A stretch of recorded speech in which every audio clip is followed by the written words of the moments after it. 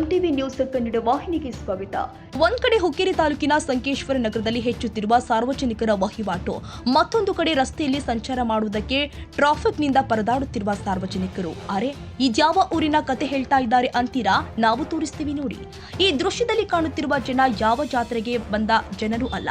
ಇವರು ರಸ್ತೆ ಅಗಲೀಕರಣ ಮಾಡಿ ಸಾರ್ವಜನಿಕರಿಗೆ ಸಂಚಾರ ಮಾಡುವುದಕ್ಕೆ ಅವಕಾಶ ಮಾಡಿಕೊಡಿ ಅಂತ ವಿನಂತಿ ಮಾಡುವುದಕ್ಕೆ ಜಮಾವಣೆ ಆಗಿರುವ ಸಂಕೇಶ್ವರ ನಗರದ ಸಾರ್ವಜನಿಕರು. ಸಂಕೇಶ್ವರ ಬಸ್ ನಿಲ್ದಾಣದಿಂದ ಪಂಚಾಚಾರ್ಯ ಶಾಲೆಯ ತನಕ ಲೋಕೋಪಯೋಗಿ ಇಲಾಖೆ ವತಿಯಿಂದ ರಸ್ತೆ ನಿರ್ಮಾಣ ಮಾಡಿದ್ದಾರೆ.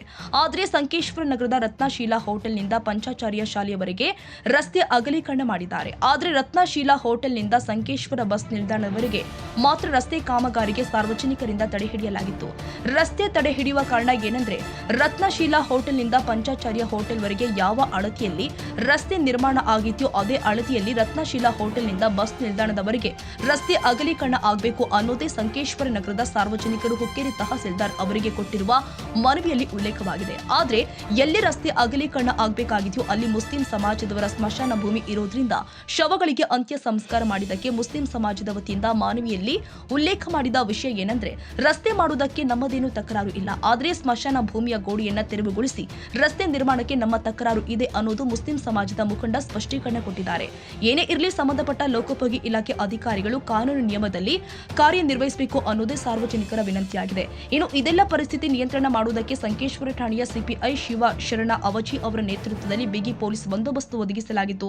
ಇನ್ನು ಉದ್ವಿಗ್ನ ಪರಿಸ್ಥಿತಿ ಕಂಡು ಸ್ಥಳಕ್ಕೆ ದೌಡಾಯಿಸಿದ ಹುಕ್ಕೇರಿ ತಹಸೀಲ್ದಾರ್ 2 ಬಣಗಳ ಮನವಿ ಸ್ವೀಕರಿಸಿ ಮಾಧ್ಯಮಗಳ ಮುಂದೆ ಏನೆಲ್ಲ ಮಾತನಾಡಿದ್ದಾರೆ ತೋರಿಸ್ತೀವಿ ನೋಡಿ.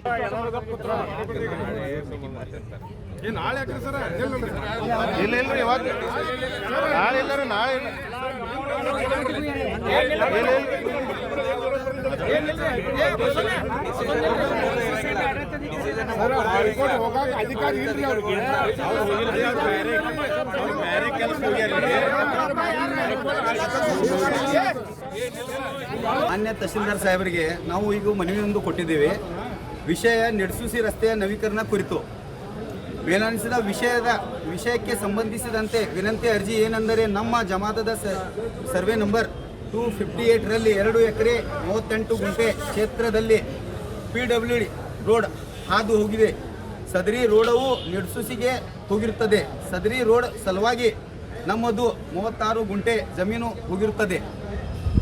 ಈಗ ಸದರಿ ರೋಡ್ ನವೀಕರಣ ಮಾಡುತ್ತಾ ಇದ್ದು ಇದಕ್ಕೆ ನಮ್ಮದು ಯಾವುದೇ ತಕರಾರು ಇರುವುದಿಲ್ಲ.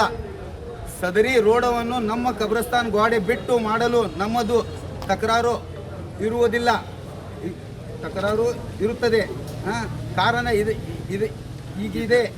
ಈಗಿಂದ ರೋಡಿನ ಅಳತೆಯೊಂದಿಗೆ ರೋಡನ್ನು ನವೀಕರಣ ಮಾಡುವಂತೆ ವಿನಂತಿಸಿದ್ದೇವೆ. ಧನ್ಯವಾದಗಳು. ಸರ್, ಹೇಳ್ರಿ ಇವತ್ತಿನ ವಿಷಯ ಏನ್ರಿ? ಇವತ್ತು ನಮಗೆ ಕರೆ ಬಂತು, ಅಲ್ಲಿಂದ ನಮ್ಮ CP ಅವ್ರು ನನಗೆ ತಿಳಿಸಿದ್ರು, ನಿಡ್ಸೋಸಿ ರಸ್ತೆ ಆಗ್ಲಿಕ್ಕೆ ಏನೋ ನೇಮಸಾರ ಮಾಡಂತೇಳಿ ಏನೋ ಬಂತು. ಸ್ವಲ್ಪ ಏನೋ ಇಲ್ಲಿ ಇದು ಸ್ವಲ್ಪ ಸಮಸ್ಯೆ ಇದೆ ರೋಡ್ ಅಗಲೀಕರಣ ಸಲುವಾಗಿ. ಅದಕ್ಕೆ ನಾವು ಇದು ಮುನ್ಸಿಪಾಲಿಟಿ ನಮ್ಮ ಇವ್ರು ಇದ್ದಾರೆ, AC ಅವರು ಅಡ್ಮಿನಿಸ್ಟ್ರೇಟರ್ ಇದ್ದಾರೆ, ಅವರಿಗೆ ನಾಳೆ ಹೈಕೋರ್ಟ್ಗೆ ಹೋಗಿದ ಸಲಾಗಿ ಇವತ್ತು ಬಂದಿಲ್ಲ, ನಾಳೆ ಬಂದು ಮೀಟಿಂಗ್ ಮಾಡ್ತೀವಿ ಹೇಳಿದ್ದಾರೆ. ಅವ್ರ ಅಧ್ಯಕ್ಷತೆಯಲ್ಲಿ ಮೀಟಿಂಗ್ ಮಾಡಿ ಇದನ್ನ ನಾವು ಚರ್ಚಿಸಿ ಇದನ್ನ ಒಂದು ಇದು ಮಾಡ್ತೀವಿ. ನಿಮಗೆ ಏನು ಸಮಸ್ಯೆ ಕಾಣಿಸ್ತಾರೆ?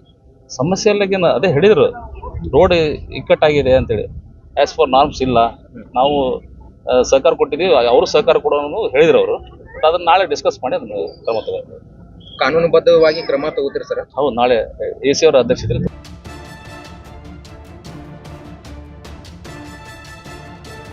ತಾಜಾ ಸುದ್ದಿಗಾಗಿ MTV ನ್ಯೂಸ್ 24/7ಗೆ ಸಬ್ಸ್ಕ್ರೈಬ್ ಮಾಡಿ ಮತ್ತು ಬೆಲ್ ಐಕಾನ್ ಅನ್ನು ಒತ್ತಿ. ತಪ್ಪದೇ ಲಿಂಕ್ ಶೇರ್ ಮಾಡಿ.